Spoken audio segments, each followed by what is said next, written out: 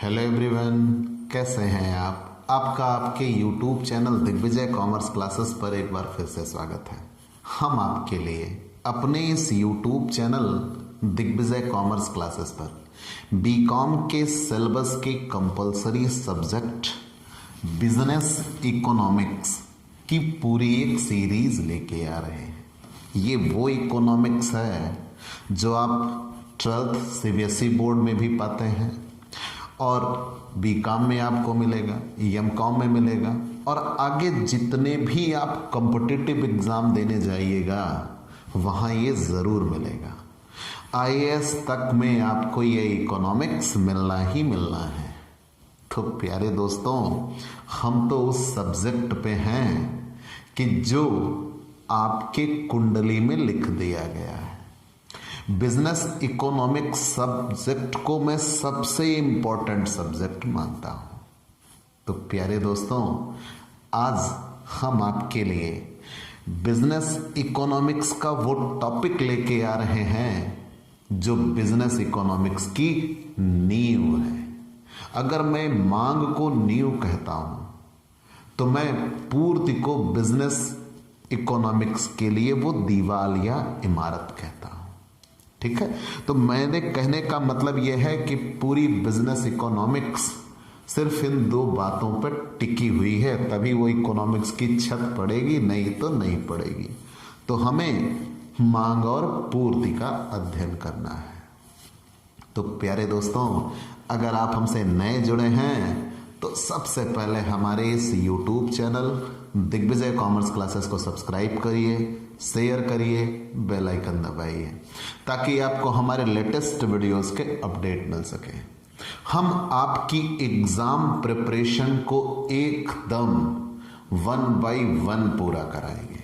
अगर आप डॉक्टर राम मनोहर लोहिया अवध विश्वविद्यालय के छात्र हैं तो आपके लिए तो ये और भी सुपर मौका है, कारण आपकी पढ़ाई पूरी तरह से कॉम्पिटिटिव मोड में ला दी गई है।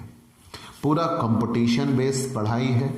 एक क्वेश्चन होगा, उसके 4 विकल्प दिए गए होंगे, कोई एक सही होगा। मतलब एमसीक्यूज बेस्ड प्रणाली है, मल्टीपल चॉइस क्वेश्चन।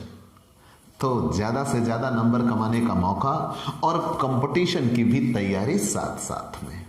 तो चलिए दोस्तों, उन्हीं बातों के मद्देनज़र हम उन प्रमुख बिंदुओं को उठाएंगे जिनसे ऑब्जेक्टिव क्वेश्चन ज़्यादा से ज़्यादा बनते हैं। और अगर आपका रिटन एग्जाम है तो भी आपके लिए सबसे सुनहरा मौका है ये तैयार करने का। तो अगर आप हमसे जुड़ना चाहते हैं, अपनी क्लासेस को और भी बेहतर तरीके से पूरा करना चाहते हैं, तो आप हमसे पेड क्लास भी ले सकते हैं। पेड क्लास पाने के लिए आप हमारे व्हाट्सएप नंबर पर व्हाट्सएप करिए, मैसेज करिए, आपको पेड क्लास की पूरी जानकारी दे दी जाएगी, जिसमें आप बहुत थोड़े से शुल्क का भुगतान करके हमसे एक रेगुलर क्लास पाते हैं। पीडीएफ मिलेगा, डाउट सेशन रखा जाएगा, क्वेश्चन पेपर सॉल्व कराए जाएंगे। तो ये सब कुछ पाने के लिए आप हमसे पेड क्लास ले सकते हैं और अपनी तैयारी को सबसे शानदार अपने घर बैठे अपनी शर्तों पर पूरा कर सकते हैं। जैसी पढ़ाई आप चाहेंगे वैसी पढ़ाई आपको मिलेगी। हमारा आज का टॉपिक है मांग का सिद्धांत। हालांकि लेसन हमने लिखा है प्राइस मैकेनिज्म, कीमत तंत्र। उसमें मांग, पूर्ति व साम्य विश्लेषण, मांग को डिमांड, पूर्ति को सप्लाई और साम्य विश्लेषण को इक्विलिब्रियम कहता है। तो जहां मांग और पूर्ति बराबर होती है वहीं साम्य होता है। एक ऑब्जेक्टिव क्वेश्चन तो आप अभी लिख लीजिए कि where demand and supply is equal then equilibrium. जहां पे मांग और सप्लाई दोनों बराबर होते हैं वहीं पे साम्य होता है, संतुलन बिंदु होता है। चलिए मान लिया, जैसे मैंने ऐसा क्यों कह दिया, मान लीजिए बाजार में 10 लोग कोई सामान खरीदना चाह रहे हैं, मतलब बाजार में 10 वस्तु की मांग है, लेकिन वहां पे जो उत्पादक है वो केवल 7 वस्तुएं ही निर्मित कर पा रहा है, वो 7 वस्तुएं ही लेके आ रहा है। तो 3 व्यक्ति वो होंगे जिनकी मांग पूरी नहीं हो पाएगी, वो असंतुष्ट अपने घर जाएंगे। और मान लीजिए यही सिचुएशन उल्टा कर दीजिए, 7 मांगने वाले हैं और 10 वस्तु की पूर्ति है, तो 3 सामान वो खाली हाथ चले जाएंगे, उनको ग्राहक नहीं मिलेंगे। तो जहां पे मांग और पूर्ति बराबर होती है वहीं पे साम्य होता है, संतुलन होता है। ये तो लेसन का नाम था। लेकिन हम कीमत को कैसे निर्धारित करते हैं? जैसे इसकी कीमत 20 है, कैसे 20 हुआ? 20 ही क्यों हुआ? 18 क्यों नहीं हुआ? 25 क्यों नहीं हुआ? 500 क्यों नहीं हुआ? तो किसी वस्तु की कीमत तय किसके द्वारा की जाती है? तो किसी भी वस्तु की कीमत के निर्धारण के लिए सबसे प्रमुख शक्तियां होती हैं उसकी मांग और पूर्ति। हम उन्हीं का अध्ययन करने चल रहे हैं और एक एक तरफ से हम अध्ययन करने चल रहे हैं। तो सबसे पहले हमारा आज का टॉपिक है मांग का सिद्धांत, लेकिन कुछ विशेष बातों को चुनिंदा तौर पर हम उठाते हैं। जैसे मांग की परिभाषा क्या है? मांग कहते किसे हैं? ठीक,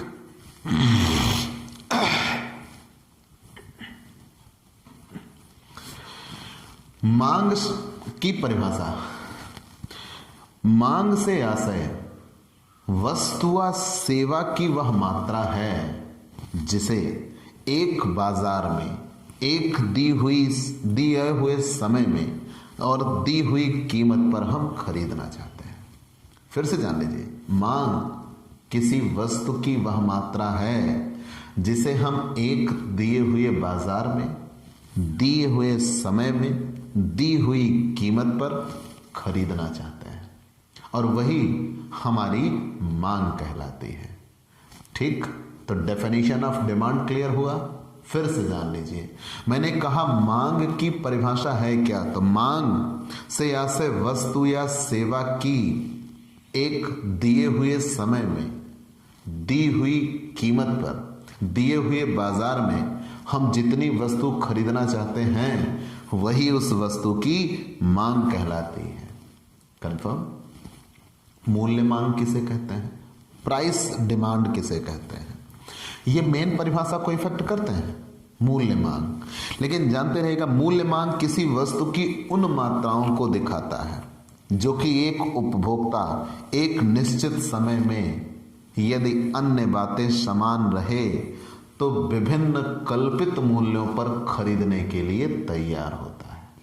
ध्यान देना, मैंने ये कहा जैसे यहां इकोनॉमिक्स में बेटा सबसे बड़ी चीज ये है कि आप एक टारगेट को हिट कर रहे हैं तो बाकी सबको स्थिर मान लीजिए, अन्य बातें समान रहने पर। अगर वो अन्य चीजें भी बदल रही, जैसे उसकी मात्रा बदल जा रही है, उसकी गुणवत्ता बदल जा रही है, उसकी मान लीजिए क्वालिटी बदल जा रही है, तो फिर मूल्य कारण नहीं होगा।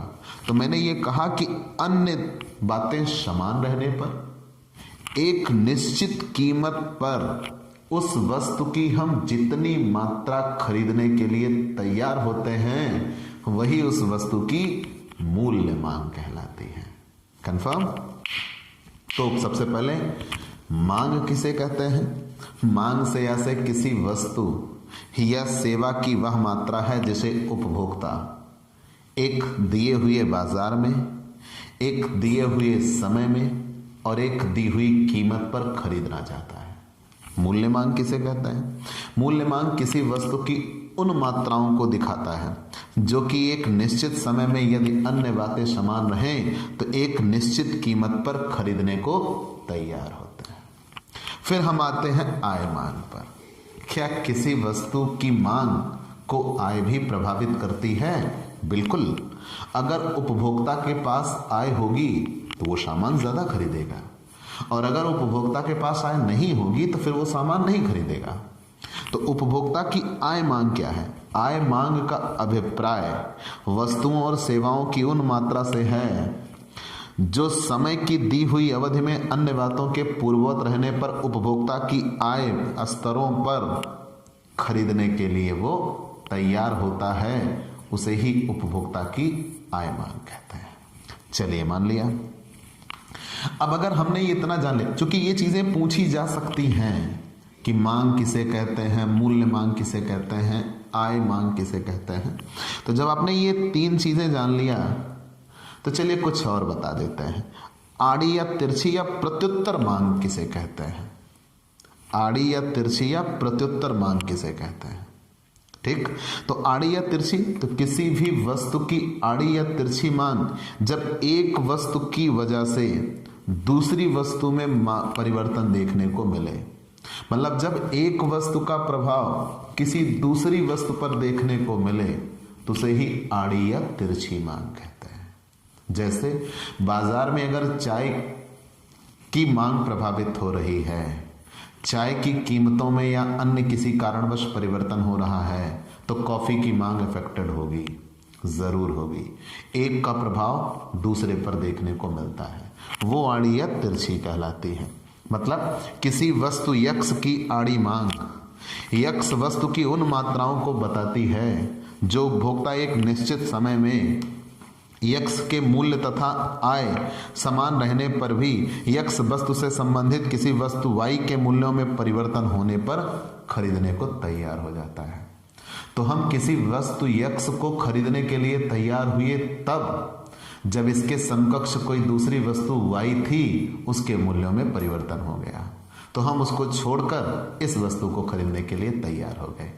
वही आड़ी या तिरछी मांग कहलाती है। जैसे चाय महंगी हो जाए तो लोग कॉफी पीना पसंद कर देंगे, ठीक है। तो मतलब एक का प्रभाव किसी दूसरे पर देखने को मिलता है। या जैसे पेट्रोल महंगा हो जाए तो लोग गाड़ी खरीदना छोड़ देते हैं। तो मतलब ये चीजें क्या दिखाती हैं, एक की मांग दूसरे को प्रभावित करती है, उसे आड़ी या तिरछी कहते हैं। और आड़ी या तिरछी अगर आप पहुंच चुके हैं तो आप दो जान लीजिए, पूरक वस्तुएं और पूरक वस्तुओं के बाद प्रतिस्थापन वस्तुएं। पूरक वस्तुएं किसे कहते हैं, जब एक वस्तु की जरूरत दूसरी वस्तु के साथ लगी हुई है। जैसे हमें पेन चाहिए, हमारी मांग पेन की है, तो हम स्याही भी खरीदेंगे क्योंकि पेन बिना स्याही के कुछ ना कर पाएगी। हमें ब्रेड चाहिए तो हमें बटर भी चाहिए। मतलब एक वस्तु दूसरी वस्तु से जुड़ी हुई है, उसे पूरक वस्तु कहते हैं।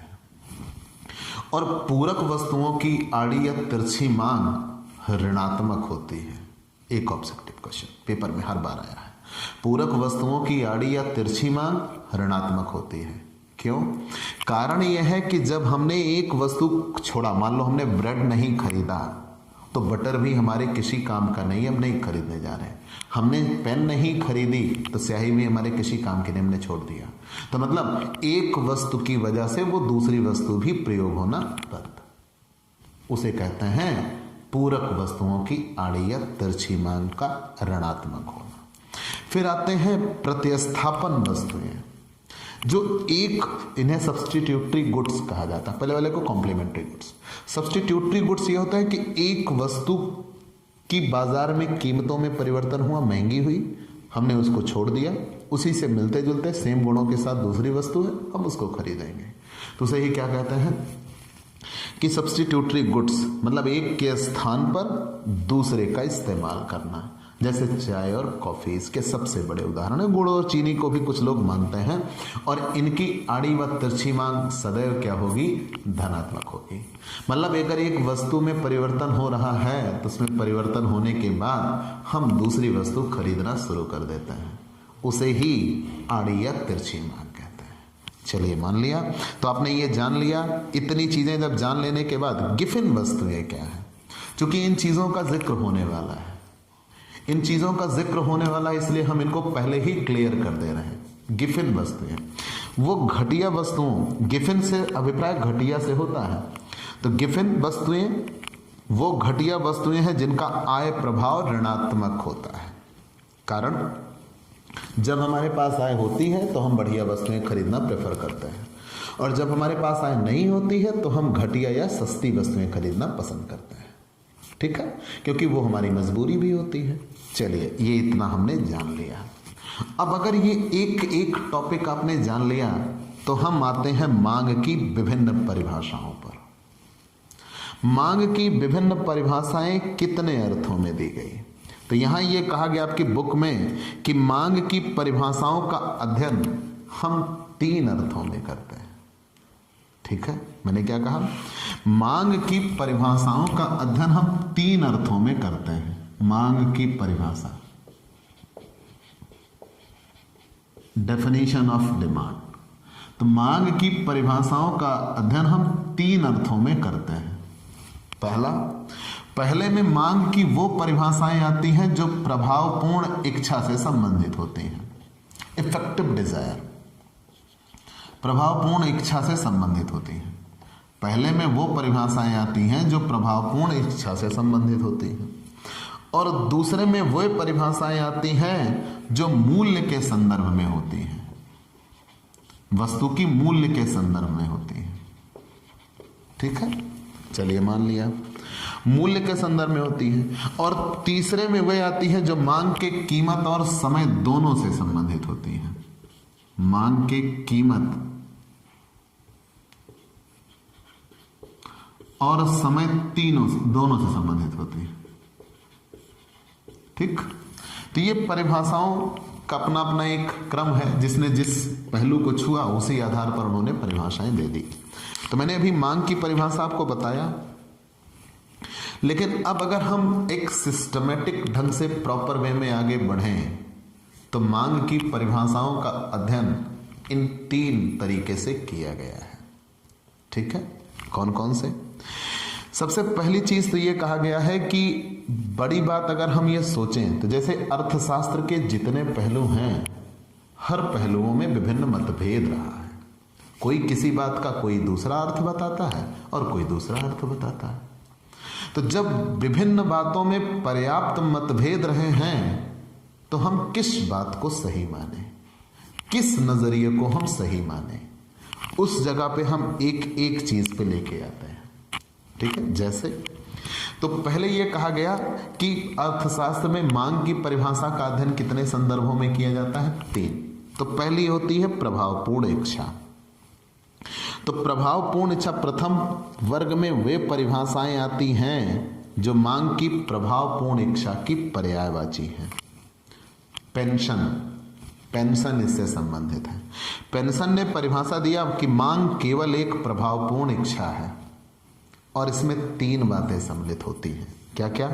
हम किसी वस्तु को प्राप्त करने की इच्छा रखते हैं, हमारे पास उसे क्रय करने के साधन हैं, और तीसरा, हम उस साधन को, वस्तु को प्राप्त करने के लिए व्यय करने की तत्परता दिखाते हैं। मान लीजिए आप किसी वस्तु को खरीदना चाहते हो, आपके पास उस वस्तु को खरीदने के लिए साधन भी हैं, लेकिन आप ये सोच रहे हो भाई हमने इसको दे दिया तो हमारे पास बचेगा नहीं, तो फिर आप उस साधन को व्यय करने की तत्परता नहीं दिखाते हो। तो जब आप उस साधन को व्यय करने की या प्रयोग करने की तत्परता नहीं दिखाते तो आप मांग को प्रभावित नहीं कर पाते।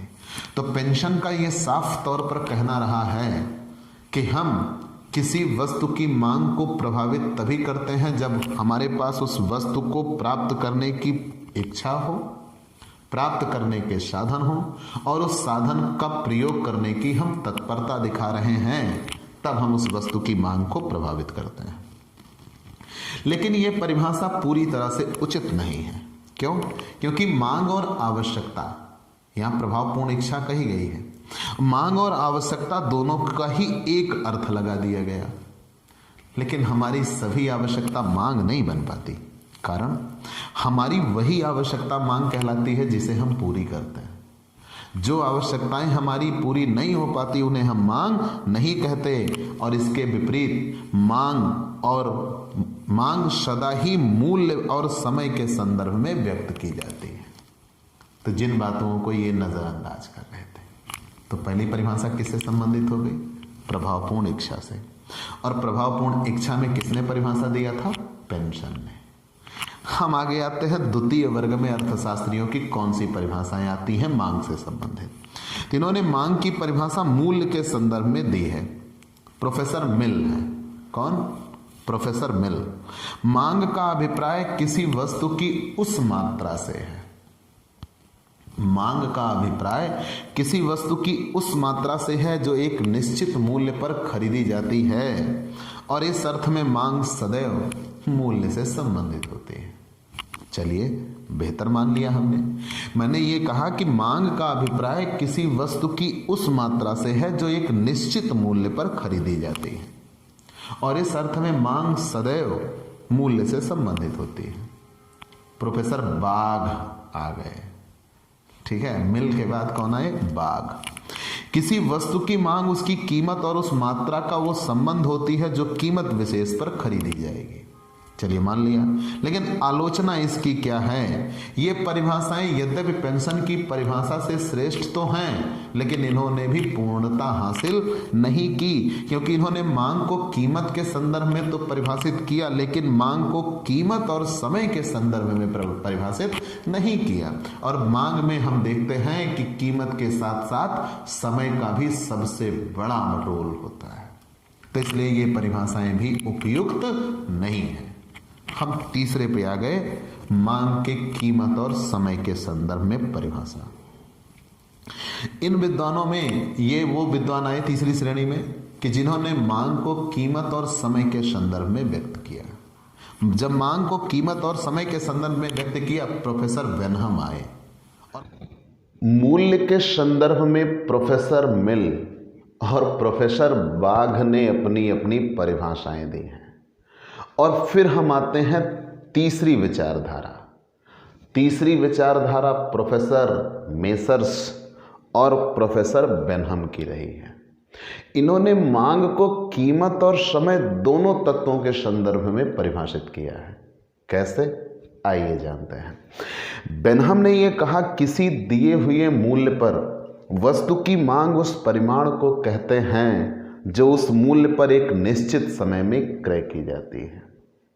ठीक है, इन्होंने ये कहा, किसी दिए हुए मूल्य पर वस्तु की मांग उस परिमाण को कहते हैं जो किसी दिए हुए मूल्य पर एक निश्चित समय में क्रय की जाती है। फिर आ गए मेसर्स। मेसर्स ने कहा, किसी वस्तु की मांग उन मात्राओं की सारणी होती है जिन्हें क्रेता समय विशेष पर सभी संभव मूल्यों पर खरीदने को तैयार रहता है। लेकिन इन बातों का अगर हम स्पष्ट निर्धारण करना शुरू करें तो हमें 5 बातें मिलकर सामने आती हैं। मांग बनने के पीछे ये 5 बातें जिम्मेदार होती हैं। कौन? सबसे पहले तो किसी वस्तु को हम खरीदने की आवश्यकता हो। चलिए, हमने मान लिया, मतलब इच्छा। हम किसी वस्तु को खरीदने की इच्छा रखते हैं, हम चाहते हैं कि हमें ये वस्तु मिल जाए। दूसरा, उस वस्तु को हमारे पास क्रय करने के लिए साधन भी होने चाहिए। अगर उस वस्तु को क्रय करने के लिए हमारे पास साधन नहीं हैं तो हम उस इच्छा को पूरा नहीं कर सकते। जब हम उस इच्छा को पूरा नहीं कर सकते तो हम मांग को प्रभावित नहीं कर सकते। और तीसरा, फिर कहा यह जाएगा, क्या हम अपने उस साधन को व्यय करने की तत्परता रखते हैं? जैसे अगर आपके पास नकद पैसे हों तो आप अगर सामान खरीद लोगे तो वो नकदी आपकी कम हो जाएगी। क्या आप उस पैसे को देने का साहस जुटा रहे हैं? अगर नहीं तो फिर आप बाजार में मांग को प्रभावित नहीं करते। और चौथा, वस्तु की इच्छा का कीमत विशेष से संबंधित होना, कि कितनी कीमत पर आप उसे खरीदने के लिए तैयार हो रहे हैं। चौथा और पांचवा, मांग का संबंध किसी विशेष समय से दिया होना। हम अब यहाँ पे परिभाषा ऐसी कह सकते हैं कि मांग की परिभाषा क्या बनी? किसी निश्चित समय में किसी निश्चित मूल्य पर एक वस्तु, मतलब एक क्रेता जितनी वस्तु खरीदने की इच्छा रखता है, खरीदने के साधन हैं और खरीदने को तैयार है, उसे ही उस वस्तु की मांग कहा जाता है। कन्फर्म? तो एक निश्चित मांग को प्रभावित करने के लिए कितनी बातें जिम्मेदार हो गई? 5। कौन कौन सी? हमें वस्तु को खरीदने की इच्छा हो, मतलब आवश्यकता पहले होगी तभी हमारी इच्छा बनेगी, नहीं तो हमारी इच्छा नहीं बनेगी। तो मैं आवश्यकता और इच्छा दोनों को एक साथ जोड़ देता हूं।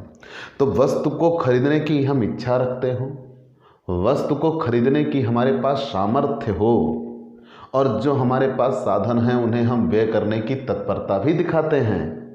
और अंत में यह कहा गया कि एक निश्चित समय में खरीदने को तैयार हों और एक निश्चित मूल्य पर खरीदने को तैयार हों। जैसे मैं उदाहरण दे देता हूं रतन टाटा का।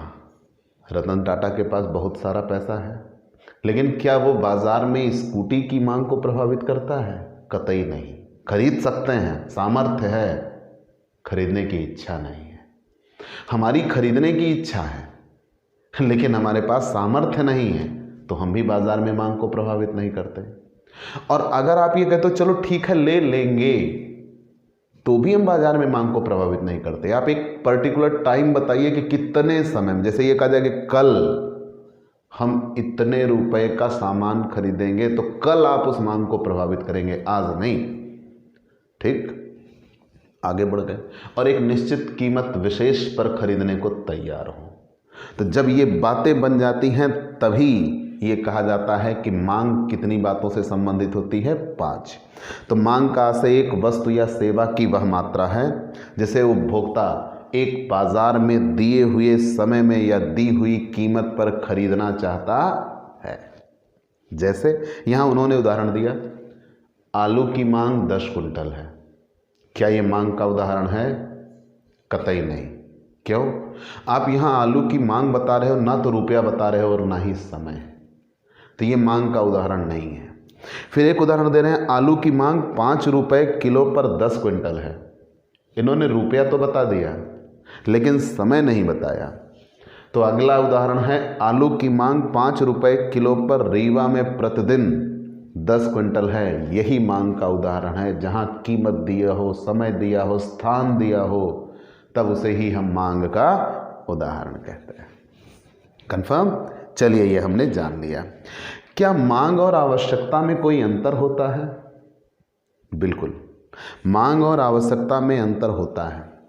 पहले हमारी इच्छा होती है, इच्छा से आवश्यकता का जन्म होता है। इच्छा से आवश्यकता का जन्म होता है और आवश्यकता से हमारी मांग बनती है। भाई, हमें किसी वस्तु की इच्छा है, किसी वस्तु की आवश्यकता है, तो हम किसी वस्तु की मांग करेंगे। तो इच्छा से आवश्यकता और आवश्यकता से मांग का जन्म होता है। आवश्यकता मूल्य निरपेक्ष होती है, अर्थात इसका मूल्य से कोई वास्ता नहीं होता। ठीक, आपको आवश्यकता है, बात खत्म। अब वो ये चीज़ नहीं डिपेंड करती ना कि आप बहुत बड़े मूल्य की है तो आपको उसकी आवश्यकता नहीं। आवश्यकता तो हो सकती है, किसी को भी हो सकती है। तो आवश्यकता मूल्य निरपेक्ष होती है, इसका मूल्य से कोई मतलब नहीं होता। लेकिन मांग मूल्य सापेक्ष होती है, इसका ज़रूर से ज़रूर कीमत से संबंध होता है। क्यों? जैसे जैसे मांग और मूल्य दोनों का एक विपरीत संबंध होता है। अभी आगे आप पढ़ोगे, ठीक है ना। इसमें यह कहा गया कि मांग मूल्य सापेक्ष होती है, अर्थात मांग मूल्य पर निर्भर करती है। जब कीमत बढ़ जाती है तो मांग घट जाती है, और जब कीमत घट जाती है तो मांग बढ़ जाती है। ठीक है, तो हमने ये कहा इच्छा से आवश्यकता बनती है और आवश्यकता से मांग। फिर हमने ये कहा कि आवश्यकता मूल्य निरपेक्ष होती है, उसका मूल्य से कोई संबंध नहीं है। फिर मैंने ये भी कहा कि मांग और मूल्य का सापेक्ष संबंध होता है, मांग मूल्य से प्रभावित होती है। चलिए, मान लिया। और आवश्यकता की प्रकृति लगभग अस्थायी होती है। जिसको जिस चीज़ की आवश्यकता होती है लगभग वो बदलती ही रहती है। लेकिन मांग परिवर्तनशील होती है, अर्थात मूल्य व समय के बदलने पर मांग भी बदलनी पड़ती है या बदलती रहती है। चलिए, हमने ये तो बता लिया। वो कौन सी चीज़ें हैं जो मांग को प्रभावित करती हैं? ठीक, मतलब हमें जानने हैं demand function or factors affecting demand. मांग को प्रभावित करने वाले कारक एक तरफ से हम जानते हैं। ठीक है, मांग को प्रभावित करने वाले कारक। तो मांग फलन से आशय इस बात का पता लगाना होता है कि कौन कौन से तत्व मांग को निर्धारित करते हैं, उसे ही मांग फलन कहते हैं।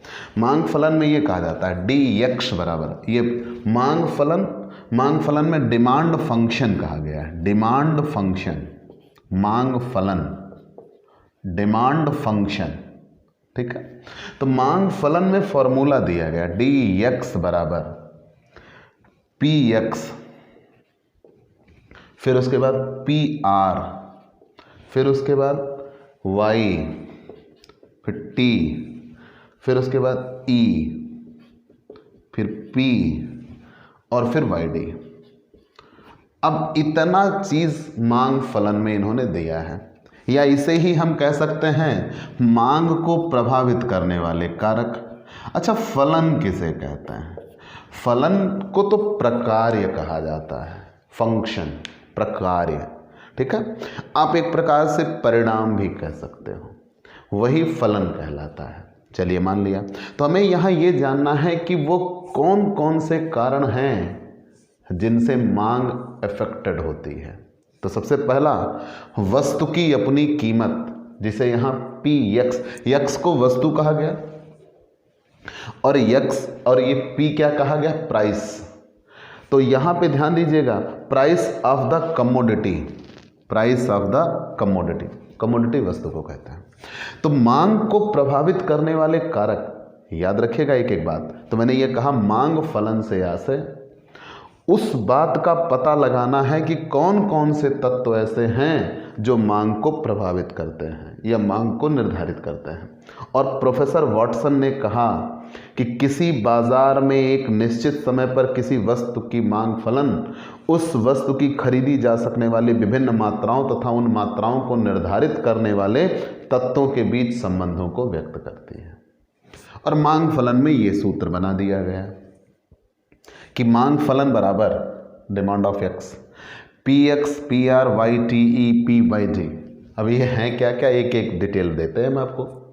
प्राइस ऑफ द कमोडिटी, सबसे पहली चीज़ तो मांग को प्रभावित करने के लिए उस वस्तु की अपनी कीमत जिम्मेदार होती है। कारण, अगर वस्तु की कीमत बढ़ती है तो मांग घटती है, अगर कीमत घटती है तो मांग बढ़ती है।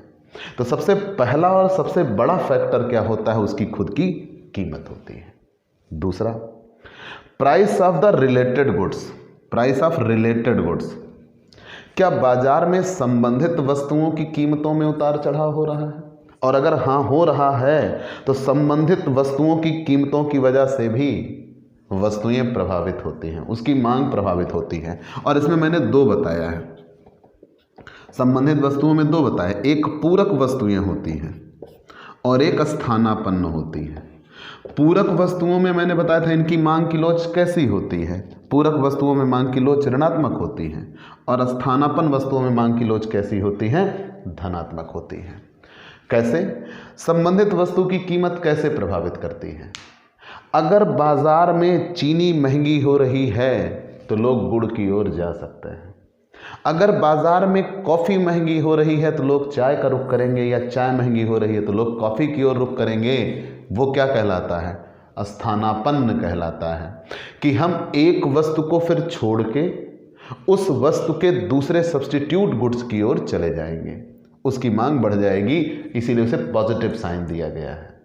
लेकिन यहाँ पे ये कहा गया कि हमें एक वस्तु के साथ दूसरी की दूसरी की ज़रूरत पड़े। अब अगर हमें पहले की आवश्यकता नहीं है तो दूसरी भी हमारे किसी काम की नहीं है। उन्हें कॉम्प्लीमेंट्री गुड्स कहते हैं, पूरक वस्तुएं कहते हैं। अब पेट्रोल कब लीजिएगा?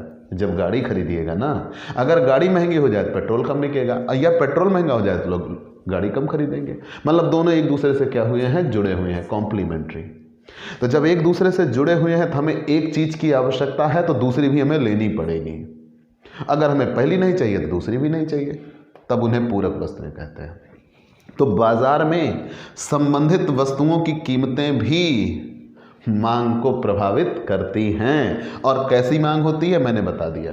पूरक वस्तुओं के लिए, तो पूरक वस्तुओं के लिए मांग की लोच क्या होती है? ऋणात्मक होती है।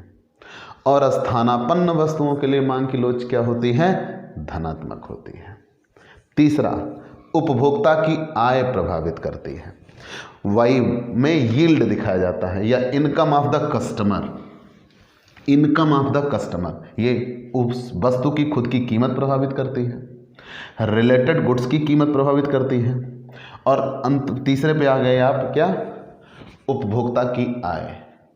अगर उपभोक्ता के पास आय अत्यधिक है तो वो ज़्यादा वस्तुएं खरीदता है, और अगर उसके पास लिमिटेड रिसोर्सेज हैं, जैसे हमारे गांवों में ये कहा जाता है गिने चुने पैसे, तब आपके पास गिने चुने पैसे हैं तो आप उन पैसों को सोच समझ कर ही किसी जगह लगाना पसंद करोगे, क्योंकि अगर आप उसे किसी अन्य जगह लगा देते हो तो वो आपके लिए प्रोडक्टिव नहीं रह जाता। और ये आप चूंकि हर जगह पहुंचा भी नहीं सकते उसे, तो आप उन्हें उन्हीं जगहों पर उन्हीं आवश्यकताओं को संतुष्ट करने के लिए लगाते हो जो आपके लिए उस दिन विशेष पर अत्यंत आवश्यक हो। जैसे आपके पास या आपके पिताजी के पास 200 रुपये हों वॉलेट में, उन्हें माँ की दवाई ले जानी है, घर पे सब्जी ले जानी है, आपकी फीस देनी है, क्या करेंगे? पहला तो दवाई प्रेफर करेंगे, बच जाएगा तो सब्जी लेके जाएंगे, फिर बचेगा तो फीस के बारे में सोचेंगे। तो मुद्दा यह है कि उन्होंने क्या किया, अपनी आवश्यकताओं के अनुसार अपने व्यय को मैनेज किया। अब उनके पास 2 लाख रुपए हो तो ले जाओ, फीस ले जाओ, दवाई ले जाओ, सब कुछ ले जाओ। तो सिचुएशन पर डिपेंड करता है कि उपभोक्ता की आय कितनी है, और उपभोक्ता की आय के अनुसार मांग भी प्रभावित होती है। और इधर आ गया टेस्ट, उपभोक्ता की रुचियां, उपभोक्ता की रुचियां या प्राथमिकताएं क्या हैं। कुछ उपभोक्ता ऐसे होते हैं जो किसी सामान विशेष को प्रेफर करते हैं, और कुछ उपभोक्ता ऐसे होते हैं जो किसी अन्य वस्तुओं को प्रेफर करना शुरू कर देते हैं। तो अगर आपकी टेस्ट कैसी है उसके अनुसार ही आप अपनी मांग को बनाइएगा।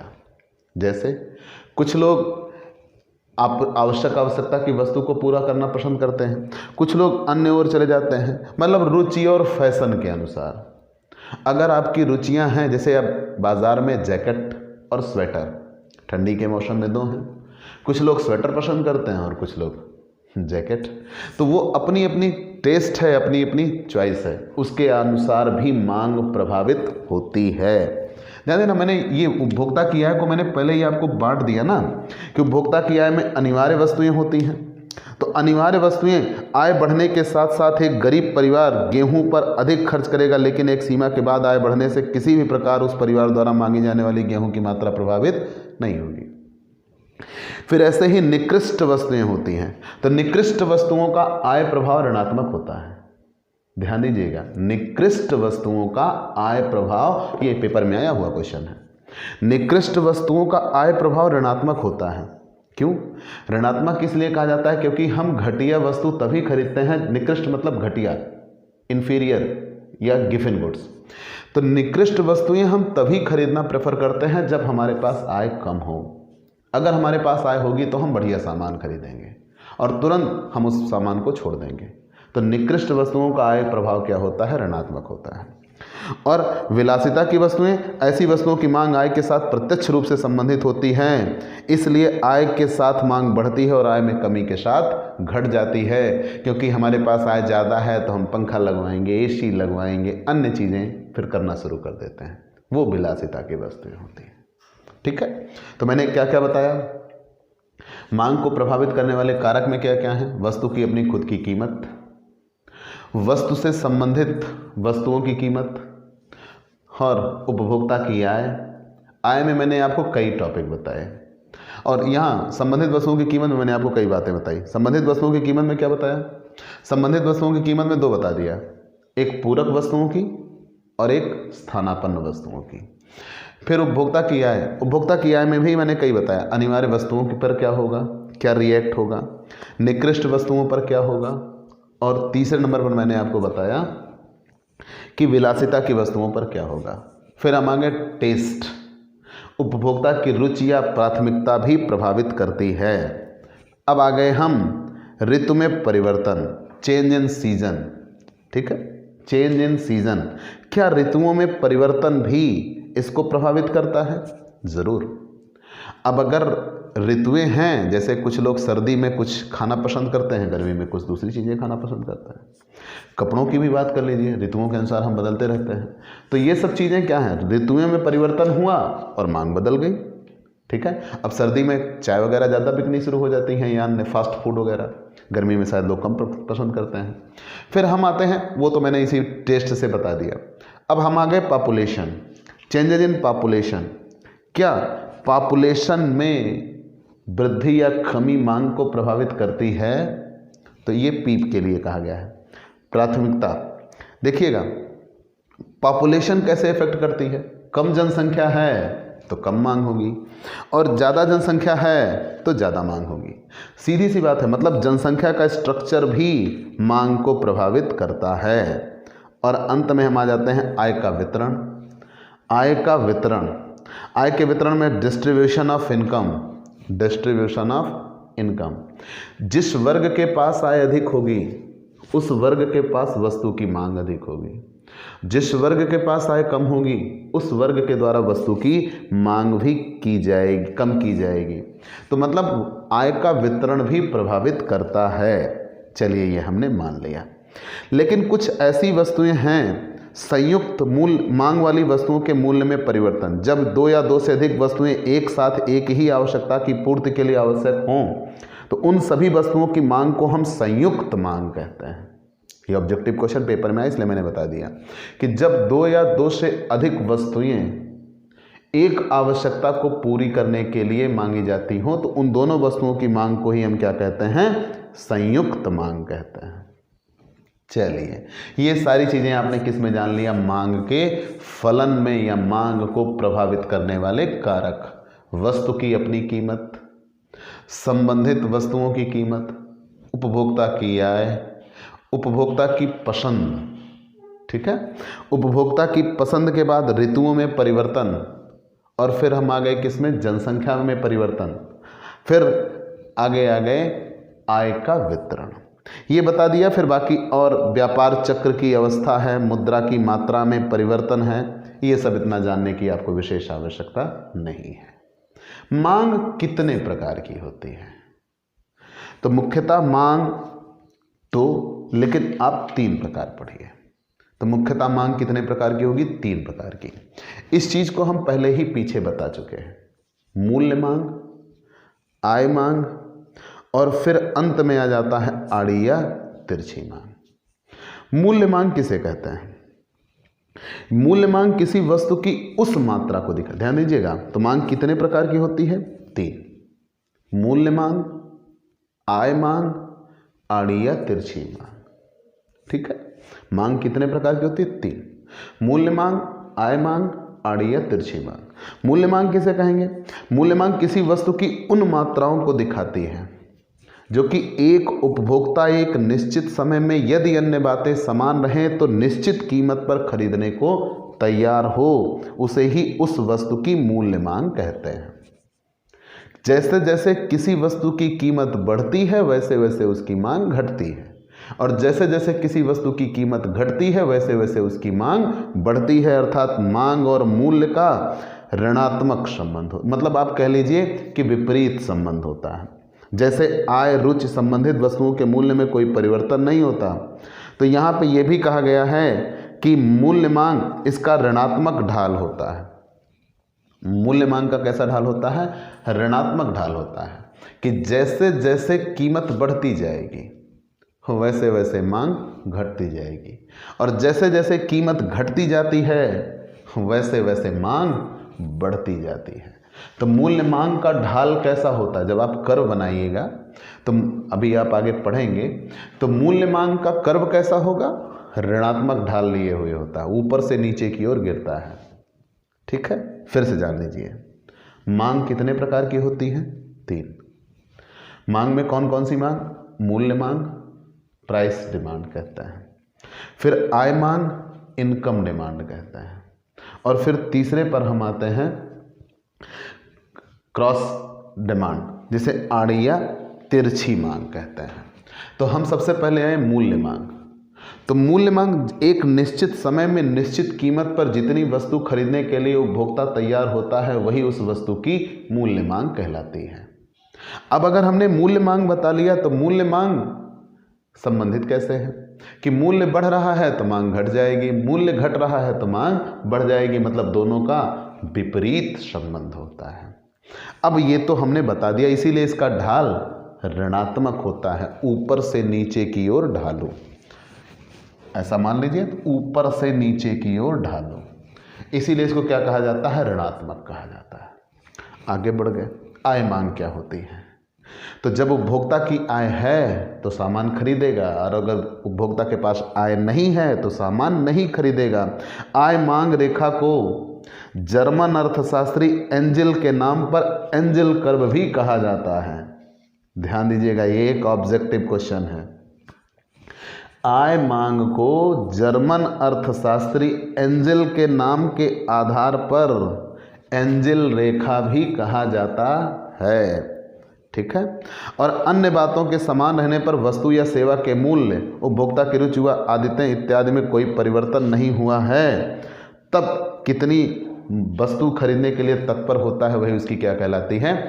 आय मांग कहलाती है। तो आय होगी तो मांग करेगा, आय नहीं होगी तो मांग नहीं करेगा। तो आय मांग को एंजल कर्व कहते हैं, एंजल कर्व से हम दिखाते हैं, और ये जर्मन अर्थशास्त्री एंजल के नाम पर रखा गया है। जिस प्रकार मूल्य और मांग मात्राओं के संबंध को बताता है, उसी प्रकार आय मांग आय तथा मांगी गई वस्तु की सेवाओं की मात्रा को संबंध को स्पष्ट करता है, ठीक है। और ये इसके पारस्परिक संबंध को व्यक्त करता है। और इनकम डिमांड कर्व स्लोप इसे कहते हैं। और इसमें 2-3 वस्तुओं की बात की जाती है। कुछ उत्तम वस्तुएं होती हैं और कुछ हीन वस्तुएं होती हैं, जैसे सुपीरियर गुड्स, इन्फीरियर गुड्स। तो जो सुपीरियर गुड्स होते हैं, अगर हमारे पास आय ज़्यादा है तो हम सुपीरियर गुड्स की ओर चलेंगे, तो उनका स्लोप बढ़ जाएगा, बढ़ता हुआ होगा, ठीक है, नीचे से ऊपर की ओर होगा। और अगर इन्फीरियर गुड्स है तो फिर उनका स्लोप नीचे, ऊपर से नीचे की ओर होगा। क्यों? आपके पास अभी तक आय नहीं थी, तो आप महंगी वस्तुएं खरीदोगे कि सस्ती वस्तुएं खरीदोगे? सस्ती, निकृष्ट, घटिया वस्तुएं आप खरीद रहे थे। लेकिन जैसे ही आपके पास आय हुई, आप किसी एक व्यक्ति का उदाहरण ले लीजिए, विराट कोहली। विराट कोहली साहब 600 रुपये लीटर का पानी पीते हैं, फ्रांस से आता है। क्या ये वही विराट कोहली हैं जो दिल्ली में रहा करते थे, जो क्रिकेट खेलने के पहले 600 रुपये पानी पीने की हैसियत रखते थे? नहीं थी ना। तो मतलब यह है कि वो आय बढ़ी, तो आय बढ़ने के साथ साथ उन्होंने किसका चयन शुरू कर दिया? सुपीरियर का, कि हम उस पानी का सेवन करेंगे जिससे वजन नहीं बढ़ता। वो सुपीरियर की ओर गए। लेकिन जैसे ही आय घटती है लोगों के पास, वो किसकी ओर चले जाते हैं? इन्फीरियर की ओर चले जाते हैं।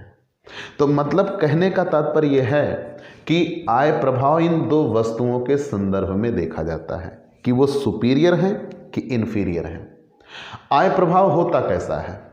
अगर हम उत्तम वस्तुओं की बात करें तो उनका आय प्रभाव धनात्मक होता है। अगर हमारे पास आय है तो हम उत्तम वस्तु खरीदेंगे, और अगर हमारे पास आय नहीं है तो फिर हम नहीं खरीदेंगे। लेकिन जो घटिया वस्तुएं होती हैं उनका आय प्रभाव ऋणात्मक होता है। क्यों? अगर हमारे पास आय है तो हम बढ़िया खरीदेंगे ना, फिर घटिया की हमें कोई आवश्यकता नहीं है, फिर हम उनको खरीदना छोड़ देते हैं। इसीलिए उनको कहा जाता है इन्फीरियर गुड्स का आय प्रभाव ऋणात्मक होता है, कि जब हमारे पास आय बढ़ जाती है तो हम घटिया वस्तुओं को खरीदना छोड़ के बढ़िया वस्तु को खरीदने की ओर चले जाते हैं। जैसे मोटा अनाज, अगर लोगों के पास पैसे नहीं हैं तो हम मोटा अनाज खरीदना पसंद करते हैं। लेकिन जैसे ही हमारी आय बढ़ती है तो फिर हम अच्छी किस्म के अनाज की ओर रुख कर देते हैं, ठीक है। तो चलिए, तो मैंने आपसे क्या बताया? मांग, मूल्य मांग, आय मांग। मूल्य मांग का तो विपरीत संबंध होता है। मूल्य बढ़ रहा है तो मांग घट रही है, मूल्य घट रहा है तो मांग बढ़ रही है। फिर हम आ गए आय मांग, और आय मांग में हमने कितना बताया आपको? 2। आय मांग में हमने कितनी बातें आपको बता दी? 2। कौन कौन सी? आय मांग में आपने 2 जाना, एक तो इन्फीरियर गुड्स की और एक सुपीरियर गुड्स की। तो सॉरी, इन्फीरियर गुड्स और सुपीरियर गुड्स।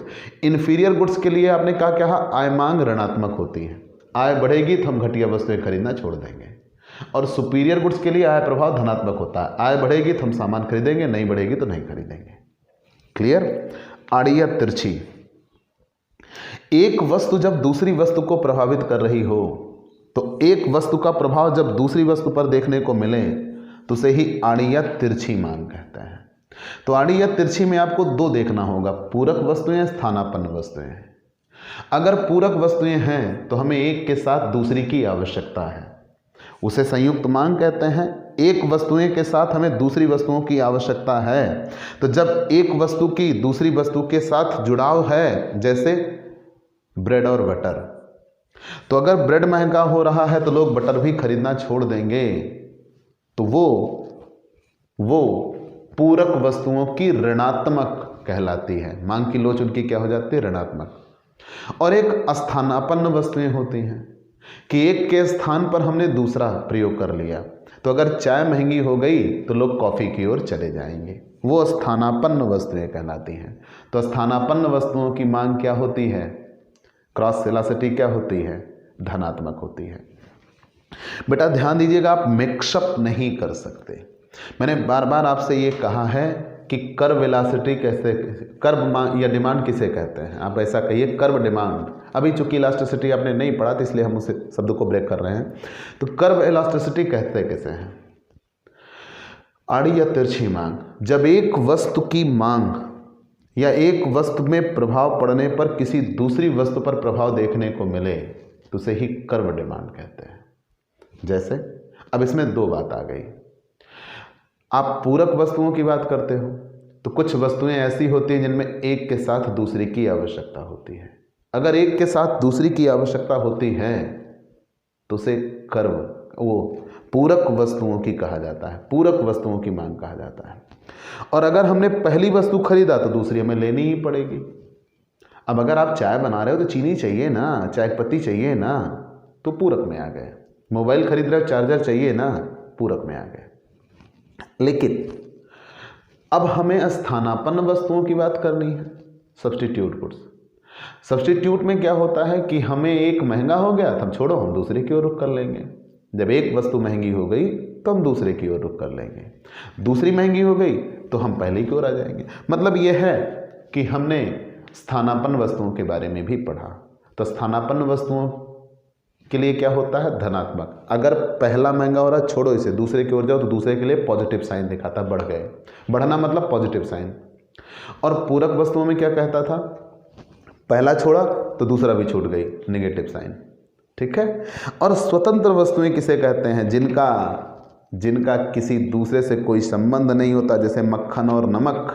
तो मक्खन और नमक का कोई मतलब नहीं होता। ठीक है। तो आज हम इस क्लास को यहीं पे रोकेंगे। अगले दिन हम आपको मांग वक्र और मांग के नियम की चर्चा करेंगे। तो आपको ये क्लास कैसी लगी हमें ज़रूर बताइएगा। और ये वो क्लास है जो अर्थशास्त्र के लिए एक आत्मा बन के आएगी और आपके लिए मोस्ट इम्पॉर्टेंट है। और यहाँ से क्वेश्चन निश्चित ही एग्ज़ाम में मिलेंगे और ज़्यादा संख्या में मिलेंगे। तो आप इस क्लास को बहुत ही बेहतर तरीके से और एंजॉय करते हुए पढ़िएगा। नहीं तो वही चीज़ें बार बार मैंने रिपीट की हैं ताकि आपके दिमाग में बस जाए, नहीं तो मैं उसे एक बार में ही बता के आगे निकल सकता था। ठीक। तो ये आपके लिए बेहतर करने का प्रयास था। अगर आपको क्लास बेहतर लगी तो हमें ज़रूर बताइएगा। आपके लाइक और कमेंट का इंतज़ार रहेगा। आप हमसे पेड क्लास ले सकते हैं। पेड क्लास पाने के लिए आप हमारे व्हाट्सएप नंबर पर व्हाट्सएप करिए, मैसेज करिए, आपको पेड क्लास की पूरी जानकारी दे दी जाएगी। तो हमने इस क्लास में मांग के बारे में आपको बताया। मांग कहते किसे हैं? मांग की परिभाषाओं की हमने 3 श्रेणियां बताई और फिर आपको वो बातें भी बताई जो मांग को प्रभावित करती हैं। जब आपने वो बातें जान लिया कि मांग को प्रभावित करने वाले कारक कौन कौन से हैं, तो फिर हम मांग के प्रकार पे आए। और मांग के प्रकार आपने कितने जान लिए? 3। मूल्य मांग, आय मांग, आड़ी या तिरछी मांग। मूल्य मांग तो आपने बताया कि मूल्य और मांग का विपरीत संबंध होता है। फिर हम आ गए आय मांग। आय मांग में हम आ गए इन्फीरियर गुड्स और सुपीरियर गुड्स की ओर। इन्फीरियर गुड्स का आपने बताया कि ऋणात्मक होता है और सुपीरियर गुड्स का आपने बताया धनात्मक होता है। फिर हम आगे बढ़ गए कर्व डिमांड, आड़ी या तिरछी। तो इसमें हमने पूरक वस्तुएं और स्थानापन्न वस्तुओं का जिक्र किया। तो पूरक वस्तुओं के लिए नेगेटिव होती है और स्थानापन्न वस्तुओं के लिए पॉजिटिव होती है। आप हमसे जुड़िए। अगर नए जुड़े हैं तो सबसे पहले हमारे इस YouTube channel Digvijay commerce classes को सब्सक्राइब करिए, शेयर करिए, बेल आइकन दबाइए ताकि आपको हमारे लेटेस्ट वीडियोस के अपडेट मिल सके। तो आज की क्लास में इतना ही। चलते हैं दोस्तों। बाय बाय दोस्तों। कल फिर मुलाकात होगी।